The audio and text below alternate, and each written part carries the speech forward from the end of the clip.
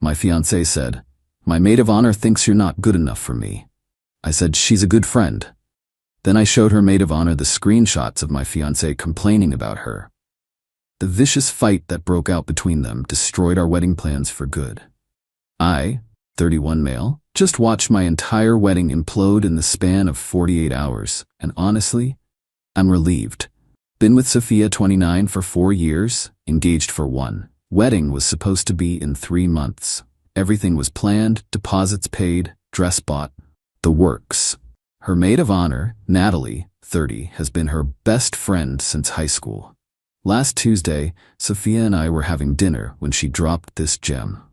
"Just so you know, Natalie thinks you're not good enough for me. She says I'm settling because you're just a paramedic and I have my master's degree." I paused mid-bite. "She said that?"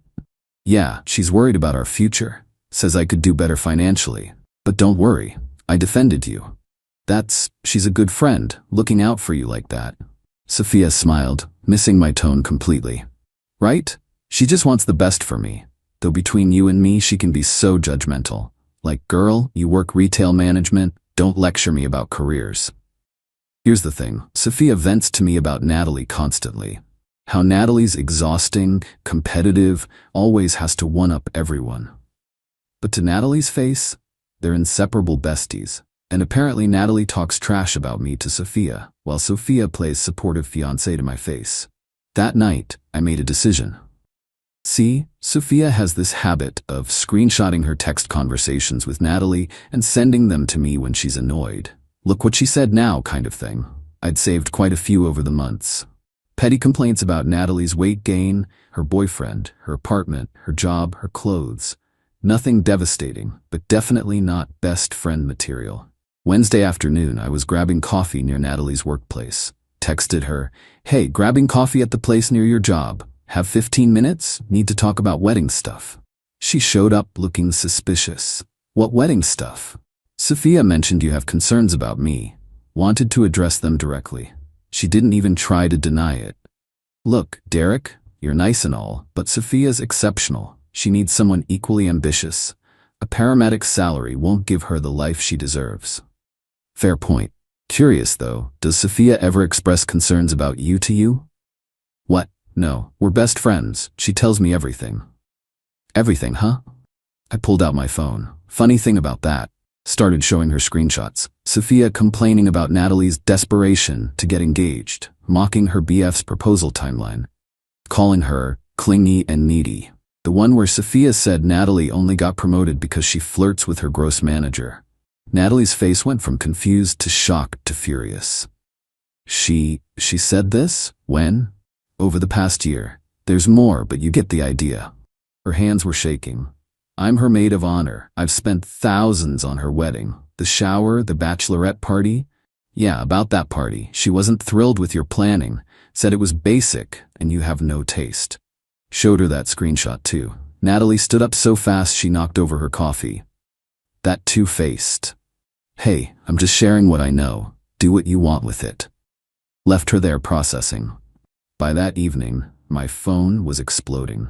Sophia called screaming. "What did you do? What do you mean? Natalie just sent me the most insane messages. She's dropping out of the wedding. She's demanding I pay her back for everything. She called me a fake." "Wow, that's crazy. What brought this on?" "She said you showed her screenshots?" "Derek, what screenshots?" "Oh, well, you seemed concerned about her opinion of me. Thought I'd clear the air, show her how you defend our relationship." "By showing her private conversations? Were they that private?" "You showed them to me first." "That's different. You're my fiancé. And she's your best friend who thinks I'm beneath you. Figured she should know how you really feel too. Transparency, right?" The call degraded into her screaming about betrayal, ruined friendships, and how I destroyed her wedding party. I stayed calm, which seemed to make her madder. But here's where it gets good. Update 1. It's been 5 days since I showed Natalie those screenshots. The nuclear fallout is actually impressive.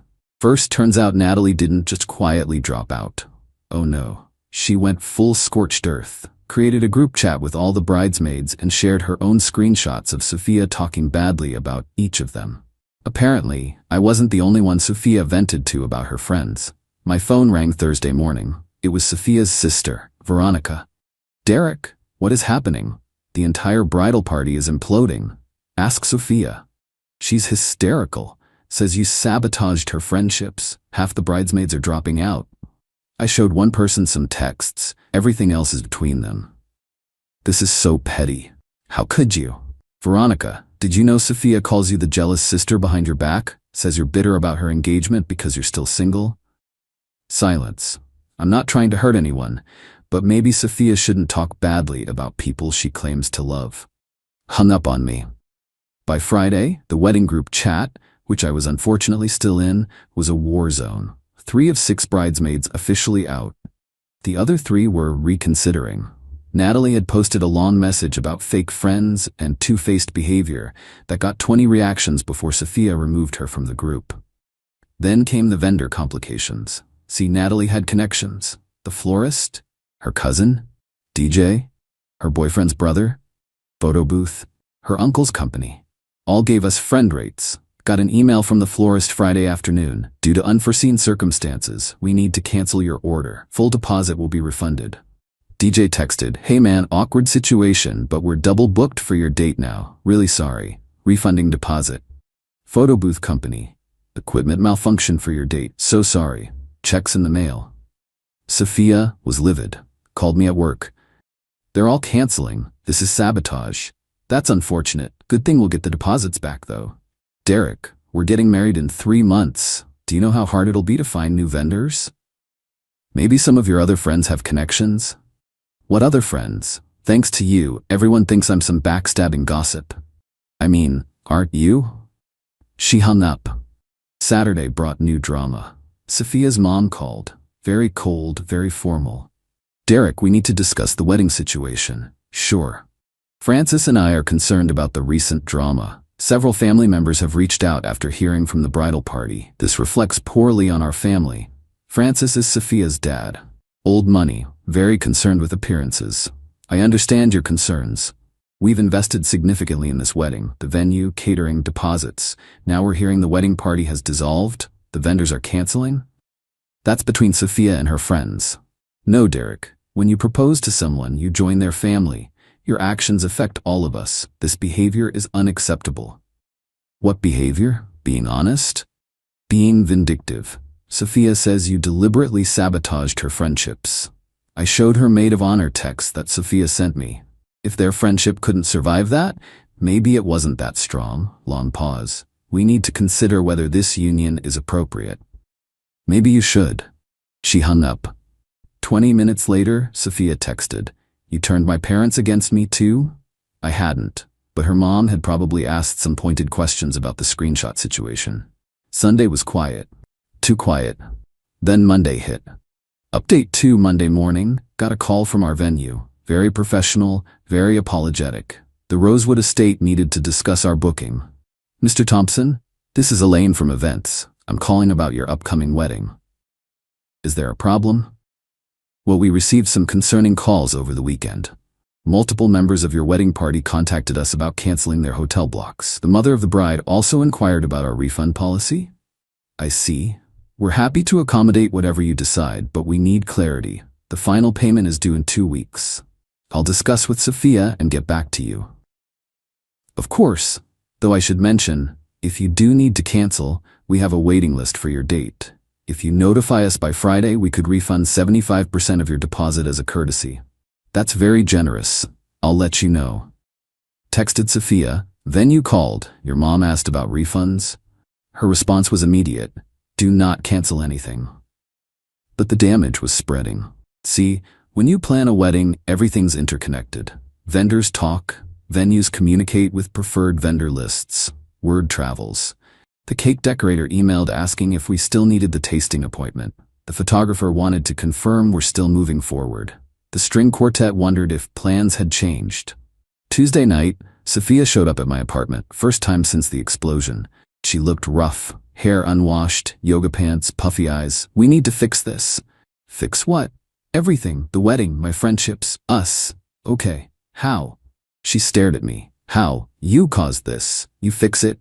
I showed Natalie screenshots of texts you sent me. That's all I did. You knew what would happen. Did I? I thought best friends could handle honesty. This isn't about honesty. You wanted to hurt me. No, Sophia, I wanted to show you how it feels when someone you trust talks badly about you behind your back, like Natalie did to me. Like you do to everyone. I was venting. Everyone vents. There's a difference between venting and being cruel. You called Natalie pathetic for staying with her boyfriend. You mocked your sister for being single. You made fun of your cousin's wedding dress. That's not venting. That's mean. She started crying. I didn't mean any of it. Then why say it? I don't know. Sometimes people annoy me, but I still love them. Do you though? Because love doesn't usually involve calling someone desperate and clingy to their fiancé while playing bestie to their face. So what, you're perfect? You've never complained about anyone? Not like this. Not about people I claim to care about. She wiped her eyes, suddenly switching tactics. Fine. I'm a horrible person. But Derek, we have a wedding in 3 months. Deposits we can't get back. My dress is being altered. People have plane tickets. All solvable problems. By getting married. Or by not getting married. That stopped her cold. You're not serious. Sophia, our entire wedding party abandoned ship in less than a week. Your vendors are fleeing like rats. Your parents are questioning our relationship. Maybe the universe is trying to tell us something. The universe isn't telling us anything. You did this. I revealed the truth. Everyone else made their own choices based on that truth. She stood up, angry now. This is what you wanted all along. You never wanted to marry me. That's not true. I wanted to marry the person I thought you were. Turns out that person doesn't exist. Because I gossip sometimes? Because you're two-faced? Because you can't maintain genuine friendships? Because when confronted with consequences, you blame everyone but yourself? Get out. This is my apartment. She grabbed her purse. 3 months, Derek.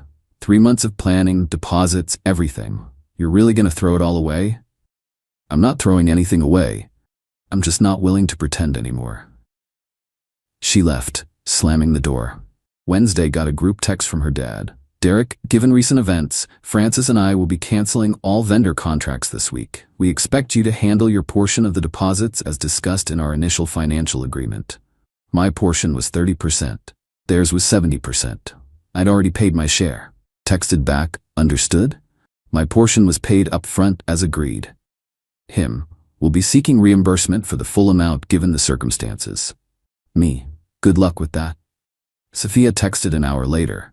You're seriously going to stick my parents with the bill? I paid my agreed portion. What they do with theirs is their business. This is your fault. Your two-faced behavior is my fault? Interesting perspective. I hate you. Okay. But the best part came Thursday. Remember Natalie's boyfriend, Marcus? Turns out he and I had been pretty friendly. Grabbed beers occasionally, bonded over sports. He called me. Dude, this is wild. Yeah, it's been a week. No, I mean what Natalie found out. Did you know Sophia was interviewing wedding photographers behind your back? What? Nat found emails. Sophia was looking at photographers for just in case because she thought you guys might not work out. Been doing it for months. You're kidding? Nope. She told the photographers she was exploring options for a possible future event. One of them followed up last week asking if she still needed services for her upcoming decision. I laughed. Actually laughed. So while she was planning our wedding, she was also planning for it to fail? Looks like it. Natalie's showing everyone. Your ex is getting dragged in the group chat right now. Not my problem anymore. Smart man. Hey, wanna grab a beer this weekend? Celebrate your freedom? Absolutely. The wedding is officially off. Venue got their notice. Deposits are being fought over between Sophia and her parents. The dress is sitting in her closet unworn. The bridesmaids scattered to the wind. And me, I'm sitting in my apartment, cold beer in hand, watching the entire house of cards collapse. Sometimes the best revenge isn't elaborate. Sometimes it's just pulling one thread and watching everything unravel. Though I do feel bad for one person, her cousin who already bought a plane ticket, sent her $300 to cover it. She texted back, thanks. For what it's worth, we all knew Sophia was like this. We just never said anything. Yeah, that seems to be the pattern. Weddings off, friend groups destroyed, relationships over, and honestly, I've never felt lighter.